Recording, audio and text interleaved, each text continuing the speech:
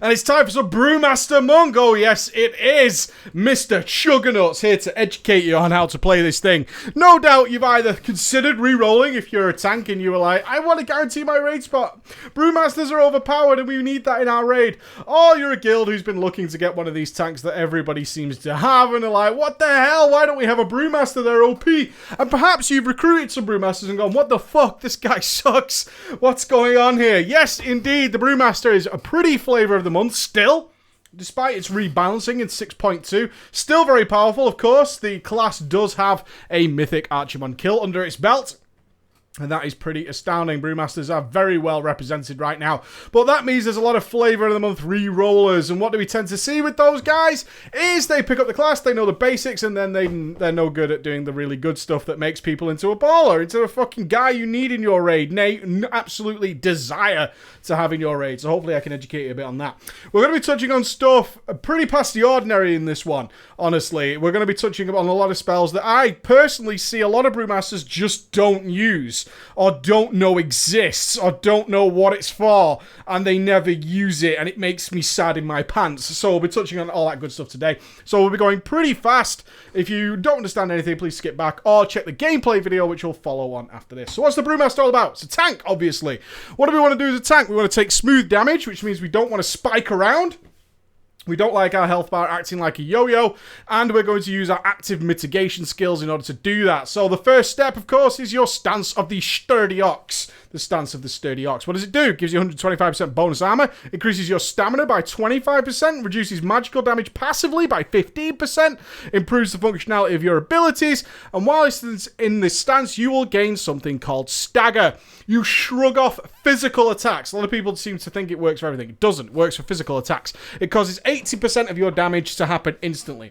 So this is the monk's answer to things like block that the pallies and, of course, the warriors use.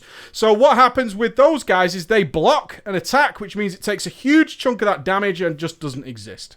That never happens with the monk. I want this to be absolutely clear. People are so confused sometimes about how stagger works. It does not make the damage disappear. It turns that damage into stagger, into a dot, into a damage over time spell on you. So if I walk over to here and I get hit by my tanking training dummy, you see here, this is my stagger here. You can see it's ticking on me for 2k, 4k, okay? It's ticking on me. This is the damage over time, 5k. And that is your stagger. So you can see as I come away, you can see this ticking away. If you never get rid of your stagger, if you never clear it off, you will take 100% of the damage that you were attacked by. Now that is very different to how characters or classes that block do, because they never have to deal with that. That damage is just gone into the ether the moment they block it. A monk will take that damage if you do not get rid of it. So the decision with the Brewmaster is, when do you get rid of it? And this is an important thing. So you get 20% of the damage done to you by physical attacks in the form of stagger, and that obviously mounts up as you saw then. And then you get Purifying Brew. Costs you 1 chi, and it gets rid of that staggered damage. So whereas something like a block will just get rid of it instantly and say, oh, it never existed, it's already gone, I blocked that damage, it's no big deal. A monk will still have that damage and then decide what to do with it. Now, you're probably thinking, pretty sure I know all this already. Aha, that's cool, that's great, that's wonderful. However, you will note the way in-game works, okay, in the in-game engine, and previously in things like Mr. Pandaria, I could have said things to you like, well, your stagger will show visually in the game, and it will go green, yellow, red. And easy enough, all you do is if your stagger ever goes into yellow, get rid of it. Simple as that, right? That would be how I would say that in Mr. Pandaria. This is not Mr. Pandaria. And your green stagger can really fucking hurt. Yes, it can indeed. It's easy to get it up to sort of 11, 12k ticking on you before the game decides that that is now a yellow stagger when it goes past that kind of point. Let me tell you, having a 12k dot on you really adds up really fucking quickly. Yeah? So you might have heard tanks bragging about their 1 million guards. That's great. But if you have a dot ticking on you for like 12k every second while that guard's up, a huge chunk of that guard is going to be wasted just on dealing with stagger damage that you can get rid of with 1 chi. That is why we have an add-on like I have here, and I recommend you get it. Mine's Tell Me When. Very easy to set up. That actually says, yeah, you've got Green Stagger Preacher, but it's 3k, it's 4k, right? It's 5k, and we can start making decisions based on that. Now, unfortunately, the tanking training dummy, I saw this in the prop video, people were like, can you use the training dummy more? It's worthless. This thing could just never kill me if I was tanking properly. But you can see it now, we're up to 9k. Yeah, you can see this going on, and it just keeps going and going. 10k, a 10k dot, no good. So then we purify it like that, and we get rid of that damage. Yeah, so make decisions. Don't just wait for your fucking stagger to turn yellow before you do anything about it. Please, for the love of God, have an understanding, because it can stick at that 11, 12k time for a long time. And if you start adding that out just over like 10 seconds, that's over 100,000 damage you've taken for no reason at all, because you can get rid of it, all right? So that's the important stuff there. Please be aware of that. Please track it in some way. Now, we had to use Chi to get rid of our Purifying Brew. How do we get Chi? Our main ability is Keg Smash. We want to use this on cooldown. Why? It costs the same as our other generators. You see, it costs 40 energy. Our other generators are Jab, also 40 energy, and Expel Harm, 35 energy, right? Or 40 energy, sorry, based on my health. It costs exactly the same. Keg Smash costs the same as Jab and Expel Harm, okay, under normal conditions, but it gives you 2 Chi instead of 1. That's twice the bang for your buck. That's 2 balls instead of 1. Don't want 1 ball, want 2 balls. Keg Smash on cooldown, right? Great way of spending our energy. Make sure you have the energy to use Keg Smash on cooldown. Have some way of tracking it, because it's important. But we can also generate them via Jab and Expel Harm. Expel Harm is great, especially when you get your tier 18 set bonus, the 4-piece, because this actually reduces the cooldown on guard as well. Very powerful. Brewmasters, as a side note here, can be a little bit squishier than most of the other tanks until they get that set bonus. Alright? Don't expect to roll a Brewmaster and suddenly be dominating everybody. Ain't gonna happen. They were rebalanced, okay? Something you really need to be aware of. They were rebalanced, and they really need that tier 18 4-piece in order to be super powerful again and be on par with everybody else. Which does mean, of course, you'll be using far more Expel Harms at that point. So Expel Harm, has 50-second cooldown unless you are below 35% health, and it has no cooldown and you can spam it. And it gives you 1 Chi, the same as Jab. Obviously, if you're at full health, then that healing that you get from Expel Harm is a heal, isn't worth anything. So it's not worth a piss. So make a decision when you're like, Keg Smash is on cooldown. I don't want to cap out my energy, because that means I'm missing out on Chi, which I can do other things with. So that's the general idea, is pick and choose. Oh, I'm at full health, then I'll use a Jab. I'm not at full health, I can use an Expel Harm. I'm going to get some healing back on that. All good, all easy, very simple stuff. So what else are we going to spend our Chi on? We've got our energy managed, so we're not going to cap our energy. We're going to use Keg Smash, Jab, and Expel Harm to keep our energy nice and balanced. We're going to mix in Tiger Palm. Remember, Tiger Palm is a buff that you want up 100% of the time, and luckily it's completely free. So if you don't need to spend Chi, or you have no Chi, and you have no energy, then you can keep tapping Tiger Palm for absolutely nothing, does a little bit of damage, and gives you 30% armor ignore. Very, very cool buff that we want up 100% of the time. If you're ever just looking to press a button, go ahead and press your Tiger Palm, yeah? So what are we going to spend our Chi on? Mainly, we're going to be spending it on Blackout Kick. Okay? Blackout Kick does something wonderful. It costs 2 Chi, and it increases your parry chance. And this is called Shuffle. Okay? So if I come over to this guy here, and I get 2 Chi, and I press my Blackout Kick, you can see I gain Shuffle for 5 seconds. Shuffle, Shuffle. 10% parry chance. Now, the wonderful thing about Shuffle is it can stack on top of each other. And momentarily, we'll be showing you a talent where you can essentially keep Shuffle up indefinitely, pretty damn easily. But you do want Shuffle up 100% of the time. 10% parry chance is 10% less times that boss will hit you. You want the boss to hit you 10% less times. Very, very fucking cool, alright? Very, very fucking cool. So we'll be spending Chi on Blackout Kick. Other than that, we're going to be looking to use Purifying Brew by managing our stagger, as we talked about earlier. And then we're going to look at Guard.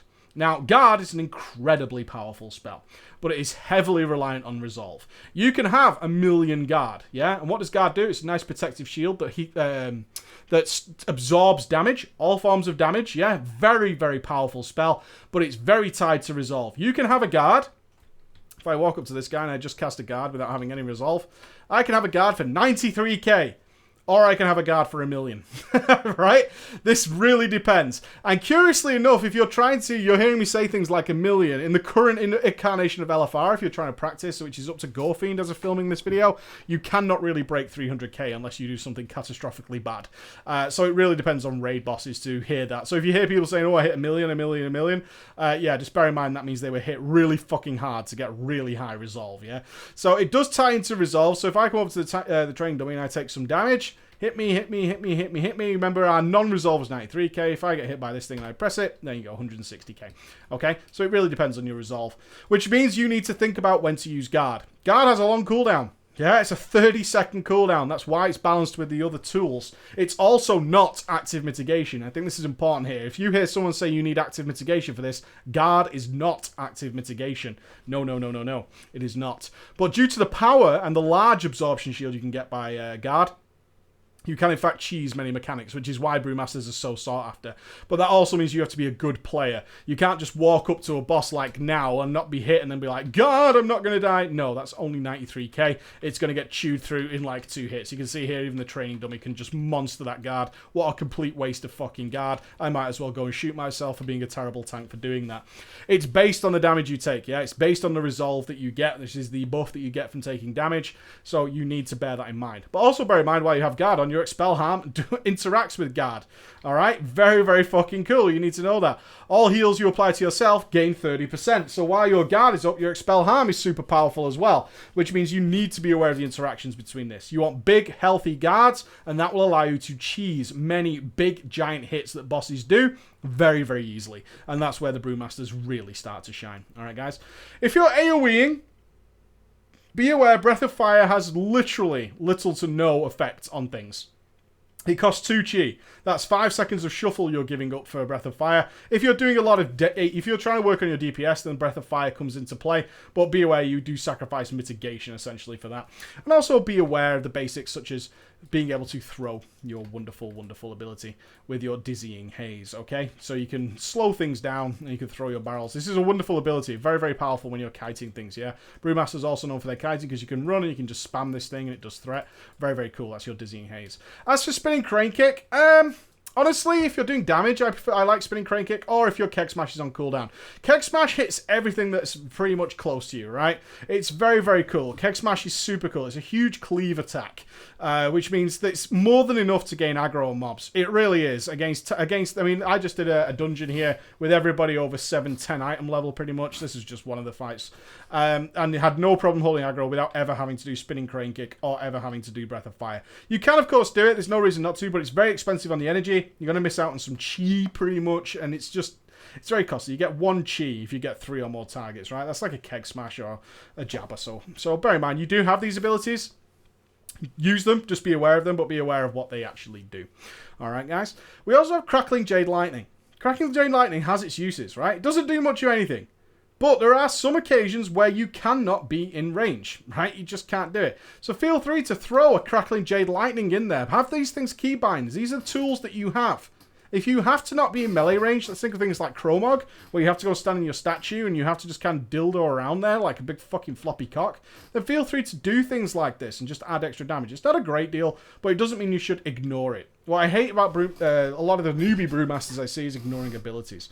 Let's look at our cooldowns. So we have our talents, which we'll talk about shortly. But let's talk about, one, the ability that we can fucking teleport. This is a godsend. If any of you have done Mana Off and you've, like, realized the power now of the ability to fucking teleport. This is awesome.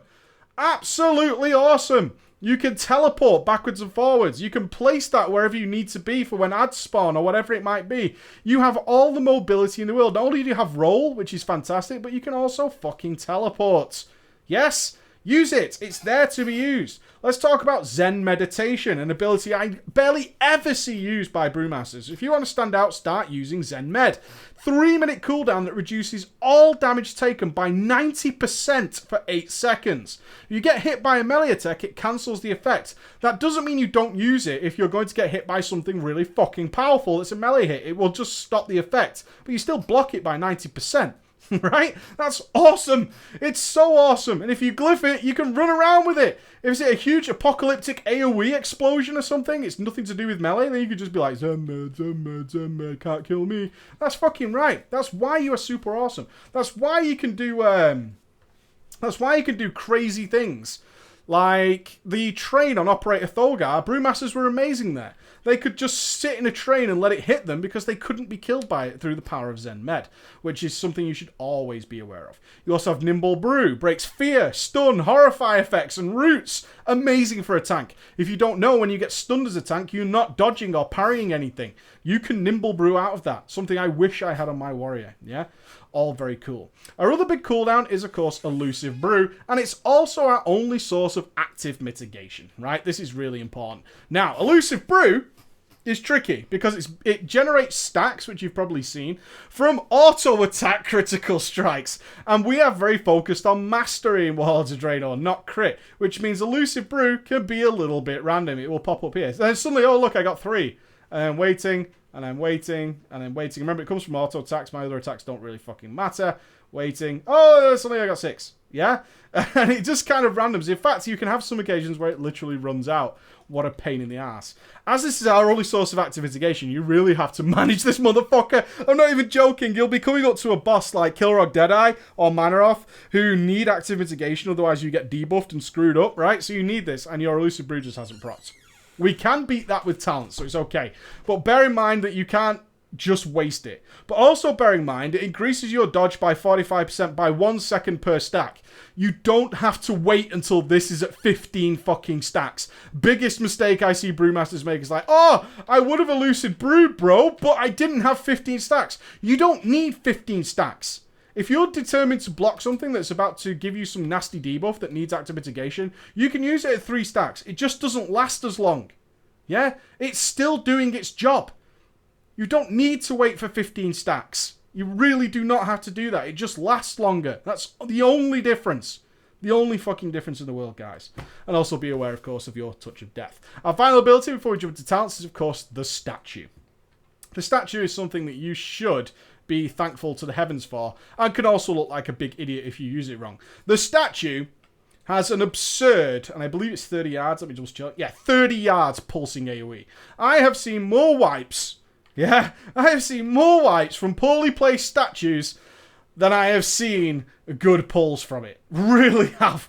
But that's okay. Be aware of the range of your statue. If your mobs are there, let's say you're running into, let's say right here, we've just killed Iron Reaver and running into the corridor of the ads afterwards, and these 2 guardians stood here. Behind here is also a shitload of mobs. What you don't do is go, herp-de-derp, I'm the fucking Ninja Gaiden, baby. Drop my statue here. Congratulations, you probably just caused a wipe because you pulled everything behind it as well. If you're tanking mobs here, your statue is more than fine, like here. Right? If you know where ads are going to spawn, put your statue somewhere within 30 yards. If ads are about to come out of this doorway, this is newbie. That's newbie. Because no one, if you're tanking over here, killing a load of ads, and you know something's going to spawn over here, putting your statue there is a big fucking noobsicle. Where do you put it? You put it there. Because it's 30 yards. If anything runs in here, they're going to go, oh, statue, and run over to you, yeah? Creating your death balls. Good statue management is crucial. Really crucial. Also allows you to do some spectacular things. If we look at things like Archimond, where he summons all the Infernals in the end, and people are having to spread them out and all that, you're a Brewmaster. That means you fucking own. That means you can tank the boss here. You can put a statue here. If it'll play, so I've got no line of sight. I could put a statue there, and guess what? I'll have 1 Infernal on me. I can then send 2 Infernals over here, and someone could just taunt one out. And guess what? On my own, I'm managing 2 Infernals. Easy as fuck. So easy and so classy, because this thing don't die that easy. It does not die that quickly, honestly. And it's on such a low cooldown, you can kind of spam it around. It's very, very cool. Also, if you taunt it, it AoE taunts. You're one of the few tanks in the game that has an AoE taunt. You jelly at other tanks? You should be, because Brewmasters are very well designed and have access to a lot of tools. So let's talk about them right now in the talents tree. All right. What choice are you going to take? You can pick pretty much anything you want as a Brewmaster, because it's very hard to fuck up. The only way you're going to fuck up is choosing the wrong talents for the fight, alright? So anybody who wants to be like, you should always take this, you're wrong. Okay? You're wrong. Live in that world if you want to, you're wrong. You can pick Celerity in certain fights. A lot of tanks use this on Iron Reaver, and they use it alongside things like Chi Torpedo. Why? Because it allows them to travel much further and go much faster 3 times, which means they can get the hell out for artillery and get back in time, especially on Mythic, where artilleries overlap quite badly really quickly. If you just need to reposition, Momentum's great, yeah? If you're tanking something, you need to do a quick reposition. You can do a backwards roll, which is the cool Moonwalker roll. And then you also gain rapid rolling, which means you can just position that last little bit very quickly. Or you can Tiger's Lust if you don't want to do a roll and you just want to zoom around. You have all these choices. Very exceptional. Very exceptional. At level 30, you can still kind of pick what you want. Chi Wave's a little bit on the weaker side now, got to be said. But Zen Sphere or Chi Burst, fine. Really fine. Doesn't really matter. It depends on what your raid is doing, how they're gathered. Are you casting Zen Sphere on other people? You can do all that kind of thing, alright? Very, very fucking cool. Very handy. At level 45, the only one I'll really give mention to here is Chi Brew. Earlier we were talking about Elusive Brew, yeah, our ability to dodge, being active mitigation. If you're not confident in managing your elusive brew stacks for something like Kilrog Deadeye or Manaroth, where you need active mitigation at certain points in the fight, if you're not really crystal clear on how to manage that, Chi Brew generates 5 stacks of elusive brew. Okay? It's the only talent that gives you that ability to do that. On-demand elusive brew charges. So if you're not comfortable with managing it, you could take Chi Brew, you could pop a Chi Brew, and then you can just press your elusive brew, and you will always have it up regardless. Okay? Super easy. You get 2 charges of it. Very easy to manage that with Chi Brew. Great for active mitigation fights if you're just a little bit uncertain about managing it or you're a little worried about the RNG. Other than that, it really depends up to you. Okay, it really depends up to you. Power Strikes is great. You get an extra chi every now and again, or a chi sphere if at maximum chi. So if you're already spending a lot of time at maximum health, you'll get a lot more chi spheres. If you're not sure what chi spheres are, if I put my statue down here, you'll notice that these yellow spheres appear around you every now and again. If I can get some to proc, you can see these little. Let me zoom right in. You can see these yellow spheres that pop up. Okay, you can run into these and get some healing and stuff from them. You can see the way I'm just healing up off them. Yeah, very, very easy. Okay, so these are what pop up. Those are your chi spheres. They'll just appear. Very annoying for fights like Tyrant Valhari because you're not allowed to move, but your chi spheres, as you're probably aware, don't exactly land underneath you. Very annoying. Very annoying. Your Ascension, though, I love this one because it's consistent and it gives you an extra chi. I love banking chi for things like an emergency Purify brew. What I mean by banking chi is just having 1 chi in reserve. Yeah, having 1 chi just sat there doing nothing. I still have the rest of my chi to manage. And the extra 15% energy regen, I like a smoother gameplay. It's as simple as that. It's my personal preference. But the only one I really give shouts to is Chi Brew if you're a little bit worried about your elusive brew. At level 60, big shouts to Charging Oxwave. Okay, Leg Sweep and Charging Oxwave do essentially the same thing, but for different time periods. Okay, so you have a 45-second cooldown on Leg Sweep, which stuns for 5 seconds, or you have Charging Oxwave, which is only 30 seconds and stuns for 3 seconds. The reason I want to give shouts to the Charging Oxwave is in Hellfire Citadel, your interrupts will very rarely last their full duration because everyone's trying to interrupt them, and there are a lot of ads that do shitty casts that you want to stun, and they're back-to-back trash packs. So a shorter cooldown stun is always very cool. Level 75... Diffuse Magic, obviously if there's some mega magic attack, not getting much use in Hellfire Citadel, there's not much call for Diffuse Magic, but you'll know it when you see it. Is there some mega magic attack every minute and a half? Probably not, honestly. Diffuse Magic used to be the go-to, but it's really showing its age now in terms of abilities. That 1.5 minute cooldown is fucking outrageous. It's so long for what is essentially able to nullify kind of one spell, and that's not really enough. Dampen Harm, however, is amazing. Dampen Harm is a 1.5 minute cooldown, and it lasts 45 seconds. I don't know if people really realize how awesome Dampen Harm is. And what does it do? It will take 50% of the damage out of any attack, the next 3 attacks that damage you for 15% or more of your maximum health. That is incredible if you use it correctly. Because you can get hit for 16% of your health and not get much out of it, or you can have something hit you for 70% of your health and get loads out of it. It really comes down to how well you use your Dampen Harm. But getting good use out of Dampen Harm can take a lot of the sting out of some very nasty attacks. Think about Manaroth's Glaive combo, all those kind of things. If you didn't dodge it, then you're going to get hit by a huge, massive blast attack. You're going to get hit by a Glaive thrust. You could take 50% flat out of both of those attacks. That's fucking incredible, guys. Absolutely incredible. You can also use it while stunned, and as I said earlier, you get stunned a lot in Hellfire Citadel. So Dampen Harm is pretty juicy. As is Healing Elixirs. We're going to be Purifying, we're going to be Lucid Brewing, we're going to be drinking a lot of brew. Yes, we are, and it heals you for 15% of your maximum health. Yeah, when a damage attack brings you low 35% health, or when you drink a brew or tea. If you're spamming Purifying Brew, that is an outrageous amount of healing. It's fucking crazy. Okay, this effect can only happen once every 18 seconds, but my god, in longer fights, woohoo, that's a pretty awesome amount of healing. A lot of tanks like this. I prefer Dampen Harm, honestly, but yeah, there's a great shout for either of these. At level 90, I already gave an example of Chi Torpedo. Zuen will be your go-to when you're doing sort of single-target fights because there's nothing better else to choose. And Rushing Jade Wind, what, Hellfire Assault, essentially, guys? Yeah, anything if you're doing constant ad tanking or trashing, Rushing Jade Wind is there for you. That's pretty much it. It's very expensive, so when you've got it, you're basically doing Keg Smash, Rushing Jade Wind, Keg Smash. You know what I mean? It's very fucking expensive, but it does what it does. It does a shitload of damage. It is exactly what you need, all right? Just bear in mind, Zuen does taunt and can take a lot of the fucking pressure off you while you're doing big tank trash pulls, yeah? Especially if your other tank is AFK. Level 100, I would like soul dance to play a bigger part, but Hellfire Citadel just isn't a magical heavy instance, particularly, not for the tanks anyway. So you're now able to shrug off even spells. It's not really worthwhile. Great so that you can add spells to your stagger. Hopefully that'll maybe see more use in the next expansion, but right now, not really. Your choices are going to be 90% Serenity, and maybe 10% Chi Explosion. Probably for things like Hellfire Assault if you're feeling a little bit on the slacky side. Serenity is amazing. Why? We talked earlier about Blackout Kick and it giving us those stacks of shuffle. Now, Serenity makes your Chi spenders free. So what you can actually do is pop Serenity and just watch my shuffle here. Shuffle, shuffle, shuffle. 15 seconds, 20 seconds, 25 seconds. I can get like 30 seconds of shuffle in the first few seconds of the fight. And you'll never... Essentially with Serenity, if you use Serenity on cooldown, you will essentially have minutes built up of shuffle by the end of the fight. Like up to 3 minutes plus, easy. Because it just means you gain so much shuffle that you actually nullify that part of your management, okay? Brewmaster is a lot about spinning plates. You're managing brew stacks. You're managing this and that and shuffle and trying to keep these on. And Serenity essentially takes all of that out the window and just means you have shuffle up 100% of the time. So Serenity is generally used just to spam Blackout Kick. Alright, spam Blackout Kick, get tons and tons of shuffle, and that's basically it for the remainder of the fight. And it's also a burst DPS cooldown, okay? So very, very awesome. Chi Explosion, as I said, is generally, you probably know what this spell is by now. A lot of people love it, but it doesn't get much love for tanks because it's basically a DPS spell more than anything. So you need 3+ to actually include Purify, which is great if you're tanking lots and lots of adds. You're going to be taking lots of stagger damage from all those little hits. And at 4, it AoEs and blows everything up. It's a cool ability, but you still need 3+ Chi to really get the most out of it.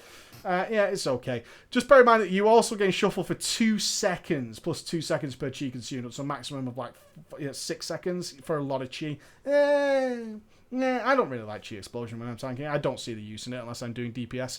Glyphs then. Okay, Glyph of Expel Harm, kind of mandatory. Expel's harm energy cost is reduced by 5 while your health is below 35%. Doesn't seem like a lot, but it really is, trust me. In certain fights like Tyrant Valhari, especially when you're always at low health, you're not even going to be using anything other than Expel Harm at that point. Just to reset your guard if you've got the tier 18 bonuses, and just to spam heal yourself. So that being cheaper is way worth it. Glyph of Zen Med, we talked about earlier, being able to travel. You should be, now after listening to this, getting good use out of your Zen Med. I hope you are. And your third glyph is a choice up to you. I like Glyph of Rapid Rolling. Okay, it just allows you to move that little bit faster and move and go that little bit of extra distance. There's also some shout outs to things like Keg Smash. If you're doing a lot of AoE tanking, it just increases it by 5 yards. Yeah, all kind of cool stuff, but nothing major. Okay, nothing mega here. Nothing you can change this out for whatever the fuck you want. Detox has just reminded me, by the way, I didn't mention it in the video, but you are one of the tanks who can dispel themselves, right? It very rarely gets used. I was hoping to see more use out of it, but you can, in fact, dispel yourself. You can see I have it bound over here. So please bear in mind that you don't just go, oh, dispel me, dispel me, dispel me. Figure out what debuff it is, and then dispel yourself. If you're capable of doing that, you might end up with a bad healer. Always good to do that. Alright guys, that is your Brewmaster Monk in a nutshell. So I'm going to jump into some gameplay now, and hopefully we can rock and roll in there. Alright guys, thank you so much for listening. I'll see you shortly. Bye bye.